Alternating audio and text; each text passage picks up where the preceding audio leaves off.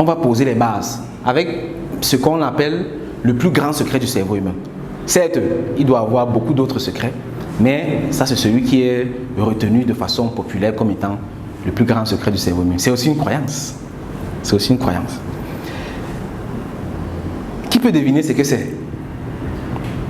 Oui. Moi, je dirais que le plus grand secret du cerveau humain, c'est la connaissance. La connaissance, super, merci beaucoup. Ça va dans le sens. C'est pratiquement la même chose. On va juste dire autrement. Oui. Le cerveau, il s'adapte. Il s'adapte, super. Merci. Une troisième tentative. Le cerveau analyse. Le cerveau analyse, super aussi. Merci. Ok, donc c'est la même chose que je vais dire, juste autrement. Le plus grand secret du cerveau humain, c'est ceci. Le cerveau humain ne fait pas de différence entre ce qui est réel et ce qui est imaginaire. Qui savait ça? Elon Musk.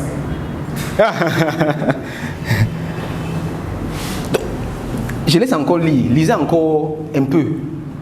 Normalement, les yeux doivent briller parce que c'est une découverte pour ceux qui ne savaient pas. Et c'est une phrase, mais ça change tout. Et c'est le secret en fait. C'est le dernier secret en fait, c'est le dernier niveau. C'est-à-dire quand quelqu'un comprend ça, tu peux même prendre toute ta vie seulement pour réfléchir à ça, pour avoir tout le succès. Des livres entiers ont été écrits là-dessus. Même le livre-ci, il est où? Le livre du docteur Moumi de Bakonji, comment réussir tout ce que vous entreprenez. C'est basé uniquement sur la phrase-ci. Et c'est le secret de tous les succès. Le cerveau humain ne fait pas de différence entre ce qui est réel et ce qui est imaginaire. Et ça dit tout. Et quand on y pense, on se rend compte que c'est vrai. Parce que l'immeuble qui est en face là, le monsieur avant de construire ça, est-ce qu'il s'est levé le matin comme ça? Il est seulement venu, il a commencé à construire l'immeuble, il a dit, architecte, viens faire, viens mettre le mortier. Il a d'abord construit l'immeuble dans sa tête. Il a rêvé. Oui, il a rêvé. Et tu peux voir, c'est un truc qu'il a chéri depuis l'enfance. Il a dit, je veux mon immeuble. Et au fur et à mesure, il marchait, il voyait les immeubles, il a dit, mon immeuble va être comme ça. Mon immeuble va être comme ça. Au point où il a tellement matérialisé dans sa tête. Et au final, l'univers lui a donné les moyens de faire cela. Et il a réalisé ça. Mais c'est impossible qu'il ne savait pas ce qu'il voulait. C'est logique en fait. Tu dois savoir exactement ce que tu vas avoir de faire ça. Mais maintenant, là où la phrase qui nous interpelle, c'est que quand tu es en train de penser là, pour ton cerveau, ce n'est pas la pensée. Ton cerveau ne sait pas si tu blagues ou pas. Ton cerveau ne sait pas si tu es en train d'imaginer ou si c'est la réalité. Donc si quelqu'un parvient à imaginer un immeuble aussi réellement que possible dans sa tête, ça va se réaliser. D'une façon ou d'une autre. Et je parie que chacun ici a déjà vécu ça. Chacun a déjà vécu quelque chose qu'il a dit, mince, comment c'est possible ça? Tu as pensé à quelque chose à la veille ou quelque temps avant et ça se réalise. Qui a déjà vécu un truc comme ça? Voilà. Tout le monde, si on réfléchit bien, ça arrive à tout le monde. Est-ce que tu peux partager avec nous ce que c'était? Oh, c'était avoir une maison. Voilà, avoir une maison. Voilà. Et je parie que tu ne vas pas pouvoir expliquer exactement ce qui s'est passé pour que tu aies la maison. C'est arrivé. Bref, avant que je ne travaille, j'avais déjà ça dans la tête. Ouais. Et quand j'ai commencé à travailler ça physiquement. Voilà. Et j'ai eu la maison 2 ans après, comme mes confinés au travail. Waouh, super, merci.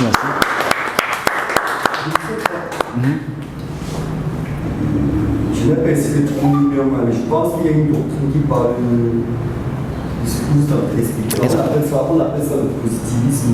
Oui. Ça veut dire qu'à force de trop penser quelque chose et que vous le mettez dans votre tête, que vous, à tout, qu'importe les moyens, qu'importe gérer ça, vous êtes attirer l'attraction vers vous. Exactement. Et bizarrement, vous allez vous retrouver à la fin que vous aurez la chose pour vous. Exactement. Je ne sais pas si c'est exactement ça.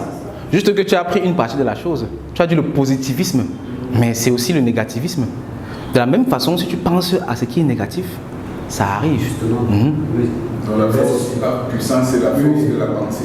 Oui, La puissance, la force, la pensée. exactement. Le négativisme comme le positivisme. J'ai aussi un beau-frère qui verra aussi comme ça, qu'il aura une maison et il aura un 4x4. Waouh.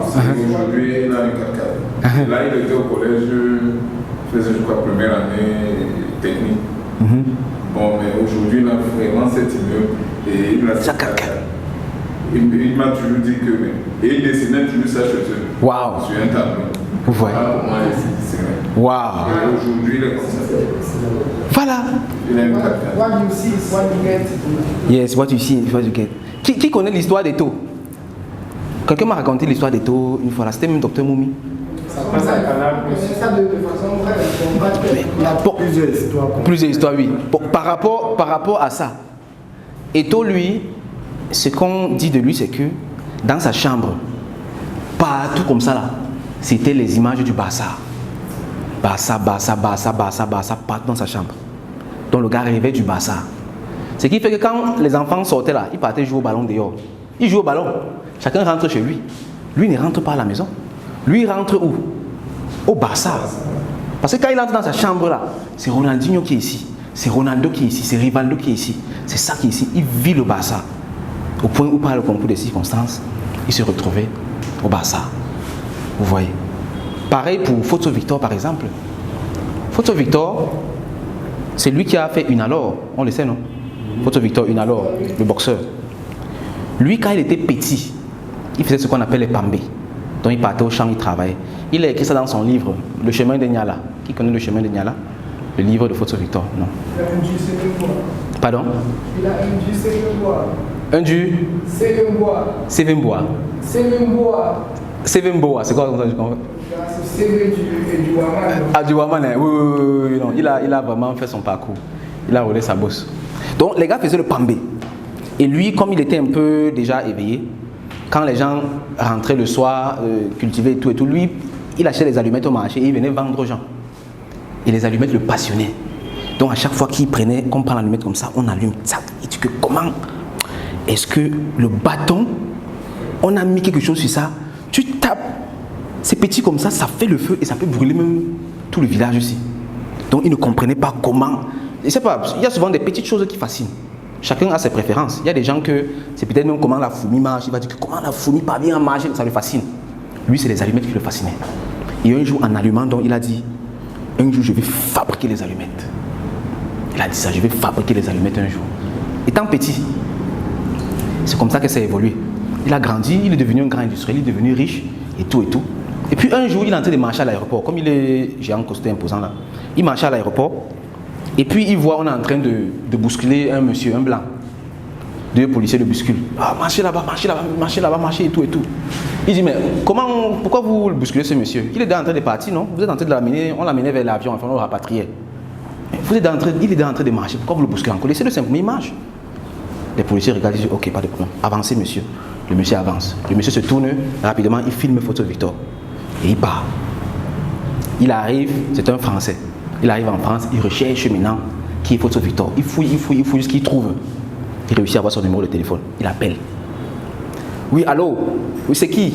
Oui, c'est le monsieur que vous avez aidé à l'aéroport là. Vraiment, je tenais à vous dire merci. Je ne sais même pas pourquoi vous m'avez aidé comme ça et tout et tout. Ah, ok, c'est vrai. Ah, ça va? Oui, ça va. Mais qu'est-ce qui s'est passé en fait? Pourquoi est-ce qu'on vous brutalisait comme ça?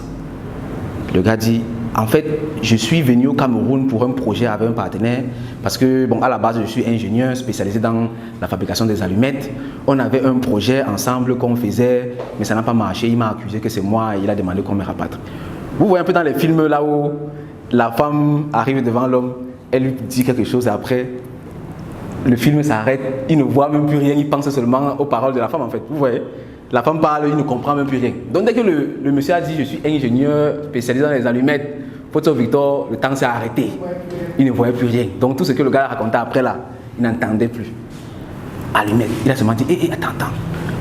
Les allumettes, il dit oui. Tu es sûr que tu es ingénieur? Il dit que c'est ça que j'ai étudié. Donc c'est même pour ça que j'étais au Cameroun pour le truc. Il lui a dit, si tu es sûr que c'est les allumettes que tu fais et que tu maîtrises ça, reviens. Il lui a envoyé la lettre d'invitation, le monsieur est revenu et ils ont donc mis sur pied Unalor.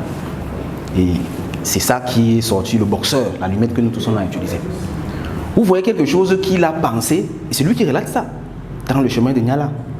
Quelque chose qu'il a pensé depuis le bas âge. C'est exactement comme ton camarade qui dessinait carrément sa voiture. Aujourd'hui, là, tout ça, il est exactement ce qu'il disait. Et c'est ça en fait. Parce que le cerveau de Photo Victor, lui, quand il a dit un jour, je vais fabriquer les allumettes, pour lui, c'était la réalité. Il a dit que, ok, tu vas fabriquer les allumettes. Et maintenant, l'univers se met en marche. L'univers commence à faire les choses, faire, jusqu'à ce que tu te retrouves avec ce que tu as désiré.